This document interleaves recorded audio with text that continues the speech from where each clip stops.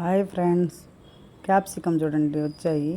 ఈ ఎండాకాలం మే నెల 8వ తేదీ ఇవి చూడండి ఎంత బాగా వచ్చాయో. ఇవి పిజ్జా తిని ఆ విత్తనాలు ఉంటే వాటిలో పిజ్జాలు వేస్తాం కదా, ఆ విత్తనాలు వేస్తే ఇవి పచ్చవి వచ్చాయి. పసుపు రంగు ఎండిపోయినాయి, కొమ్మకి బాగా రాలేదు, నీట్గా వచ్చాయి. వీటికి ఎండాకాలం ఉన్న ఏదో ఒకటి బనానా పీల్స్ లిక్విడ్ ఏదో ఒకటి ఇస్తూ ఉంటే కాస్తాయి. కాకరకాయలు అవి వచ్చాయి, ఒక అర కేజీ దాకా వస్తున్నాయి. అవి తీసి ఊరగాయ పెడదాం అనుకుంటున్నాను. కాకరకాయ చెట్లు కూడా బాగా నిండా వచ్చేస్తాయి. ఎండాకాలం బాగా కాస్తాయి ఇవి.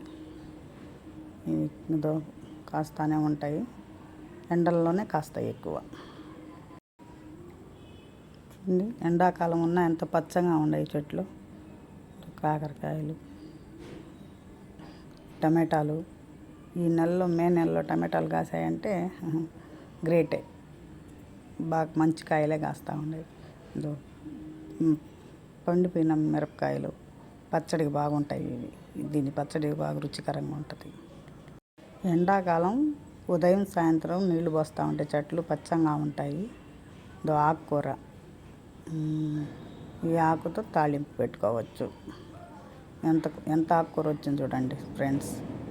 కాకరకాయలు, టమాటాలు, క్యాప్సికమ్, రేగిపండు పూత మీద ఉంది. మల్లెపూలు ఇవన్నీ పూస్తూ ఉన్నాయి చూడండి.